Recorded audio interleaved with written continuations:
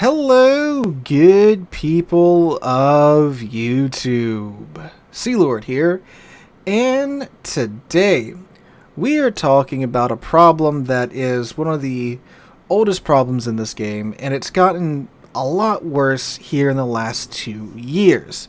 And it's going to continue to get worse with the decisions, let's say, Wargaming is making about the types of ships they're introducing into this game and the rate at which they're introducing said ships into the game. And that is, of course, our good old pal, old friend, matchmaking. And the match you're watching in the background right now is absolutely a great example of that.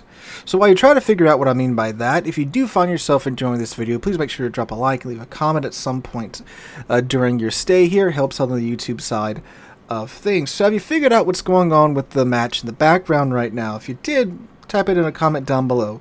Let me just, play the YouTube game, get them nice engagement rates going, yeah.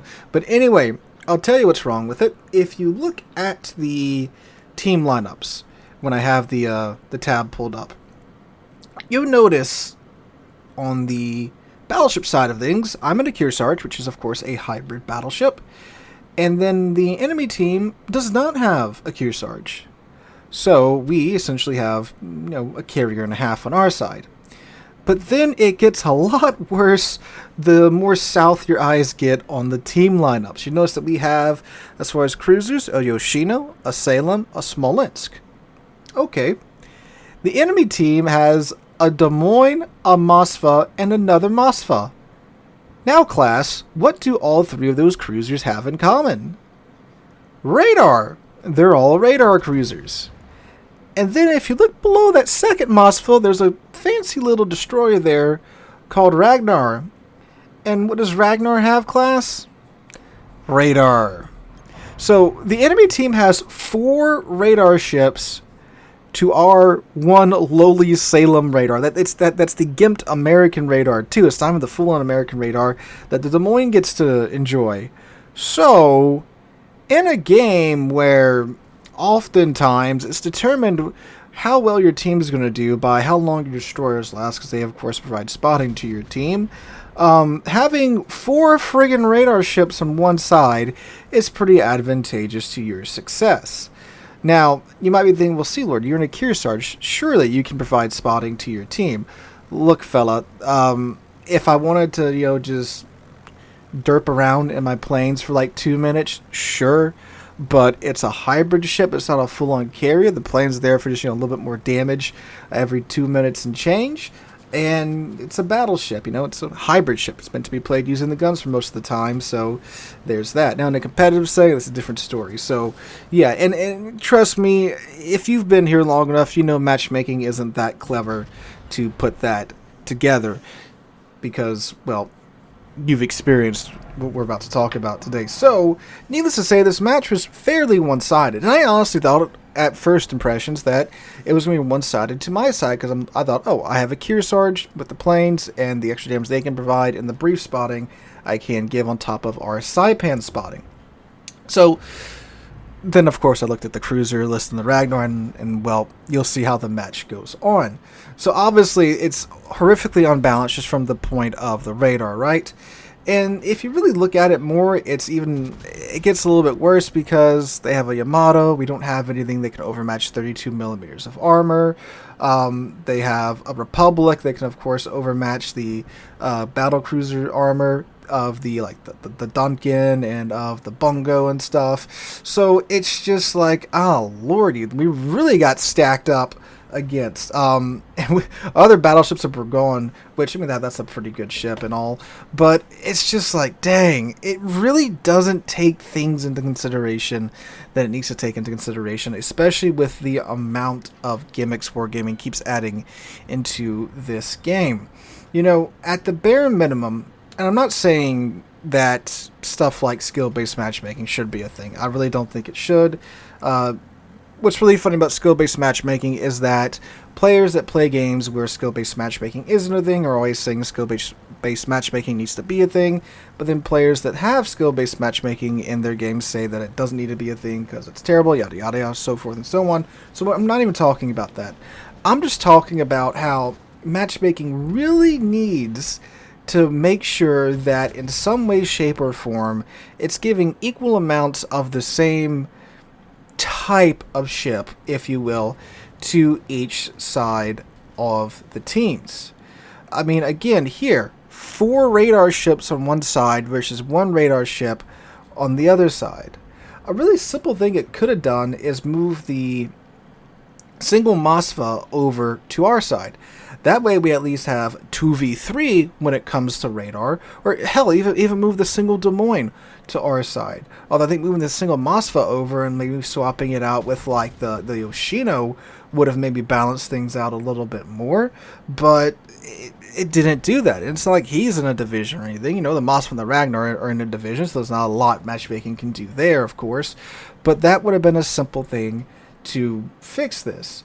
On top of that, too, you could have just, taken a couple more seconds to look for another hybrid ship in queue and slapped it on the enemy side, and that would have been much better as well. But for some reason, it didn't. Now, of course, you could say, well, Sealord, maybe you were the only hybrid ship in queue.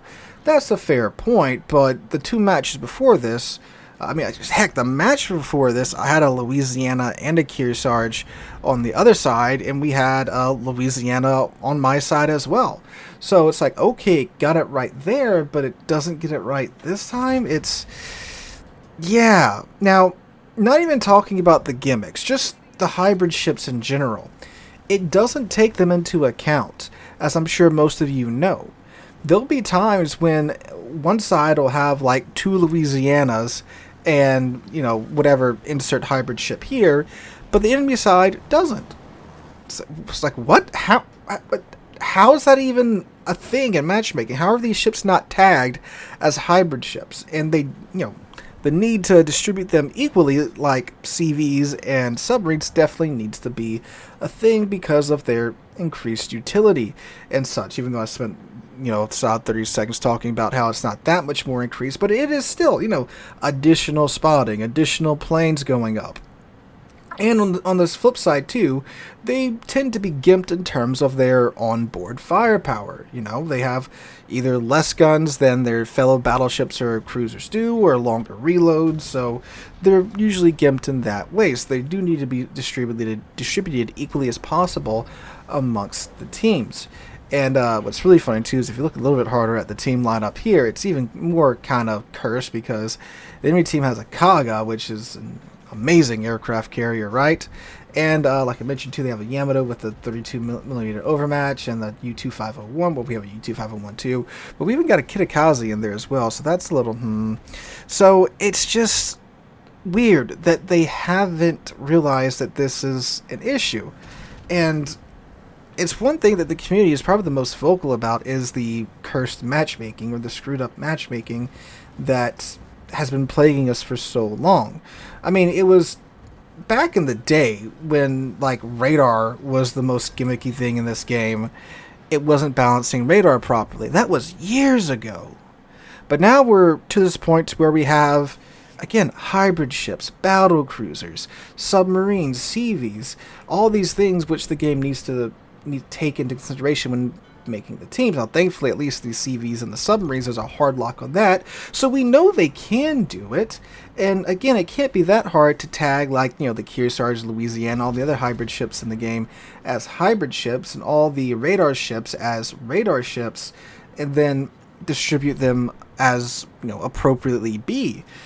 But they haven't. Now, it might be because, it is random battles, and the battles are meant to be random. And again, I'm not saying it needs to be like this ultra competitive thing. I'm just saying it needs to at least try to do this in the first place, because right now it certainly doesn't feel like it's trying to do any of that, especially when, again, you're getting teams like this, which are so stacked with radar on one side and leaves the other side just holding a singular radar ship that is, again, a gimped radar ship like the Salem. Salem really has like tier 8 or 9 radar, not tier 10 radar. But again, it doesn't have the super heal and all that going on for it too. So it's something that's going to continue to be a bigger and bigger issue as the game continues on, because I mean, like we've seen from the Russian dev blog, you know, Les is over there screwing with hybrid subs. How long before Wargaming starts screwing around with those things too? And then imagine, you know, the curseness of having a hybrid sub on one side, but a normal sub on the other side, you know? So, and God knows what's next with the ship classes too. We have hybrid ships and battle cruisers now that, you know, again, the battle cruisers are usually in the battleship slot. So as time goes on, what else are they going to start to introduce now? Ships with, well, I mean, we already have like super ships and some ships with some ships with like the auto loading or like the alternative firing mode and such. Are those guys going to be, you know, as more of those guys show up, or is it going to get more screwed with that? So this is something that Wargaming really needs to look at, because it causes, of course, an incredible amount of frustration across the board when you have to deal with games that are this lopsided one way or another. And it doesn't make for an enjoyable time, as I'm sure most of you are aware of. But again, you could just say, well, it's random battles, it takes whatever in the queue and it goes for it. Yeah, but it doesn't really make for an enjoyable experience now, does it? So that's my 2 cents on the matchmaking after having this game last night. Let me know what you guys think in the comments down below. Do you agree? Do you disagree? How would you attempt to fix this if you were able to? Let me know all that good stuff in the comments down below. Hope you guys have a wonderful Tuesday, wonderful rest of your week. I hope to catch you guys in the next one.